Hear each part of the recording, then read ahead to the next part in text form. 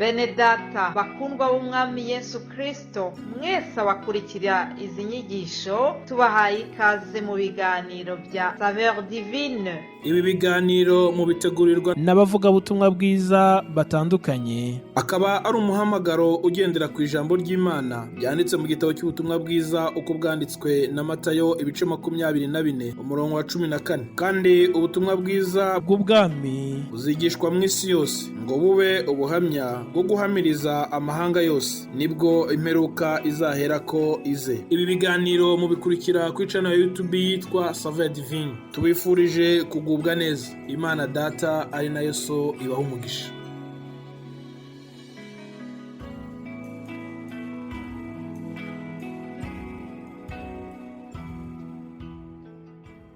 Yesu ashimwe bakundwa nshuti z'umusaraba, mwese abumva ibi biganiro byacu bya Saveur Divine. Ndabaramukije mu izina rya Yesu Kristo umwami wacu. Amahoro ya Kristo naganze mu mitima yanyu aho muri hose. N'umunezero mwinshi kuba ntangiye uku kwezi kwa 9 gihumeka uyu mwuka w'abazima.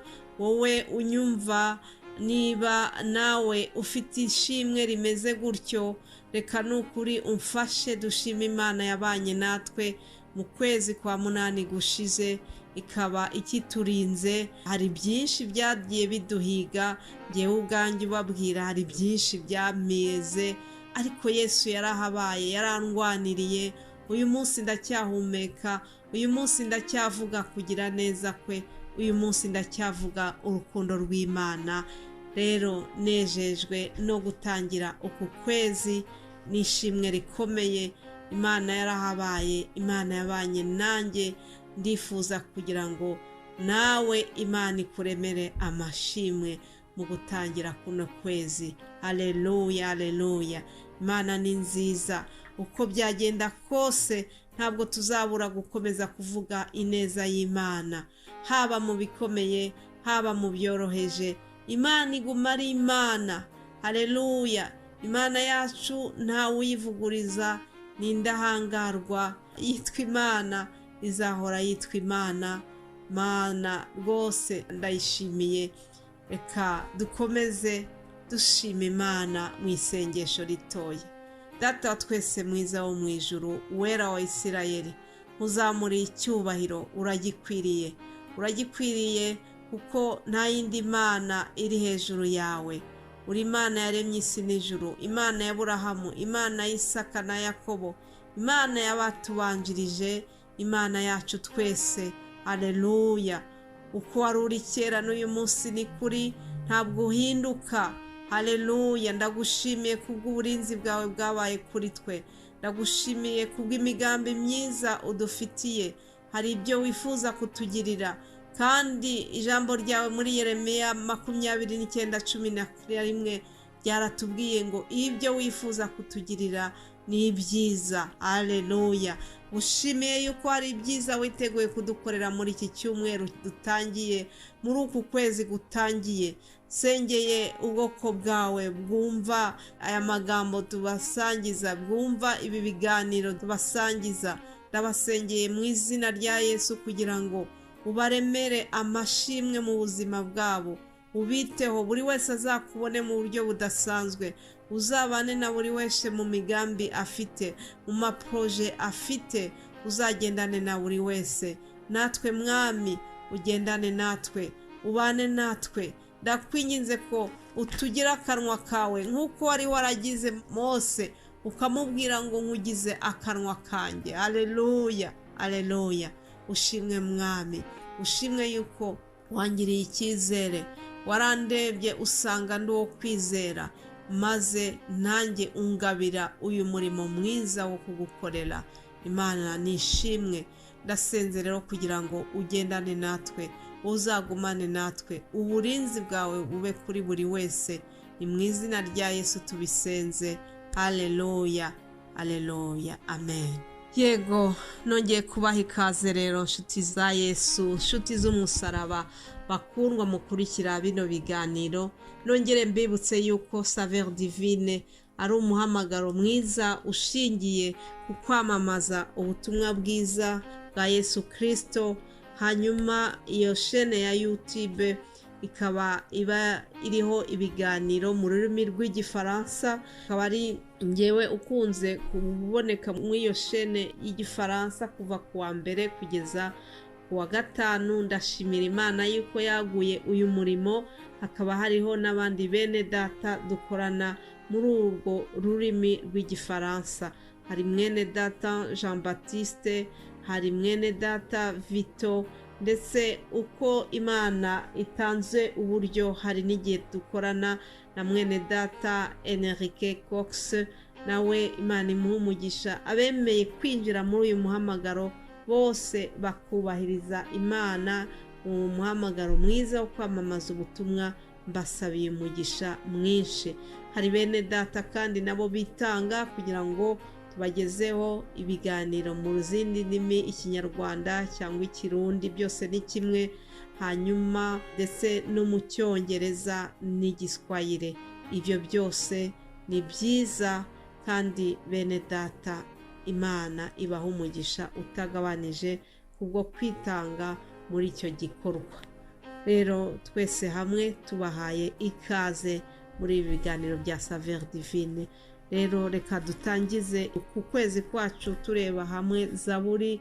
Amagambo make ari muri Zaburi ya mbere aravuga ngo hahirwa umuntu udakurikiza imigambi y'ababi, ntahagarare mu nzira y'abanyabyaha, ntiyicarane n'abakobanyi, ngo ahubwo amategeko y'Uwiteka niyo yishimira, kandi amategeko ye niyo yibwira ku manywa na nijoro. Uwo wazahwana n'igiti cyatewe hafi y'umugezi, cyera imbuto zacyo igihe cyacyo, ibibabi byacyo ntibyuma. Icyo azakora cyose kizamubera cyiza. Imana ishimwe. Icyo azakora cyose kizamubera cyiza.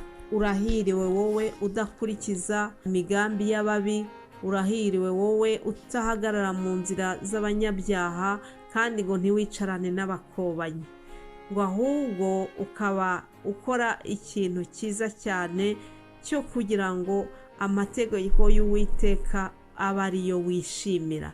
Kwishimira amategeko y'Uwiteka ntako bisa, biraturinda, bitubuza kwiyanduza. Kwishimira amategeko y'Uwiteka bituma dutinya Imana, kandi bituma tuyegera buri munsi. Hanyuma rero hariho isezerano ryiza cyane baduha kuri uyu murongo wa 3, ngo umuntu witwara kuriya ngo azahwana n'igiti cyatewe hafi y'umugezi. Binyibukije wa muntu wubatse inzu ye ku rutare, yuko ngo imvura n'imiyaga byaraje, ariko ya nzu ntiyagwa. Kubera iki? Kubera yuko yari yubatse ku rutare. Uyu muntu nawe watewe hafi y'amazi, hafi y'umugezi, ngo ahora yera imbuto mu gihe cye. Haleluya! Ahora yera imbuto, haba mu mapfa, haba mu zuba ryinshi, haba mu burwayi, haba mu mubabaro, haba mu munezero, kubera ko yatewe muri Yesu Kristo. Uyu mugezi bavuga twawugereranya na Yesu Kristo. Uyu utewe muri Yesu rero byanze bikunze uhora wera imbuto, mu gihe gikwiye n'ikidakwiye ukera imbuto. Hanyuma ijambo rikatubwira ngo icyo azakora cyose kizamubera cyiza. Haleluya! Icyo azakora cyose kizamubera cyiza. Ariko kandi ibyo bisaba iki? Bisaba yuko ngo azaba yatewe hafi y'umugezi. Hafi y'umugezi ni muri Yesu. Bene data, nimureke twiturire kuri uwo mugezi w'amazi y'ubugingo. Yesu yabwiye wa Musamariyakazi, aramubwira ngo iyaba wari uzi umuntu ugusabye amazi uwo ari we. Haleluya! Haleluya! Niwe mazi y'ubugingo. Yesu niwe soko imara inyota. Yesu niwe utanga amazi meza y'ubugingo. Ndakwifuriza kugira ngo uterwe muri uyu mugezi ari we Yesu Kristo. Ndakwifuriza kugira ngo uhagume. Nuhaguma uzakomeza ushere imizi yawe muri we.